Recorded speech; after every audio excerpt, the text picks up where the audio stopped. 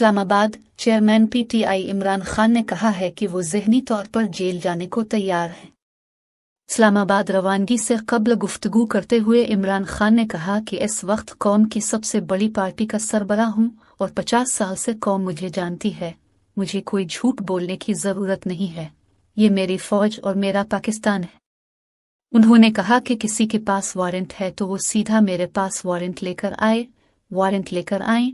मेरे वकील होंगे और मैं खुद ही जेल जाने को तैयार हूँ। इस्लामाबाद चेयरमैन पीटीआई इमरान खान ने कहा है कि वो ज़हनी तौर पर जेल जाने को तैयार हैं। इस्लामाबाद रवानगी से कब्ल गुफ्तगू करते हुए इमरान खान ने कहा कि इस वक्त कौम की सबसे बड़ी पार्टी का सरबराह हूँ और 50 साल से कौम मुझे जानती है। मुझे कोई झूठ बोलने की ज़रूरत नहीं है। ये मेरी फ़ौज और मेरा पाकिस्तान है। उन्होंने कहा कि किसी के पास वारंट है तो वो सीधा मेरे पास वारंट लेकर आए। मेरे वकील होंगे और मैं खुद ही जेल जाने को तैयार हूँ। साबिक वज़ीर आज़म का कहना था कि मेहरबानी करें, कोई ड्रामा ना करें और वारंट लेकर आएं। मुझ पर कोई केस नहीं। मैं ज़हनी तौर पर गिरफ्तारी के लिए तैयार हूँ।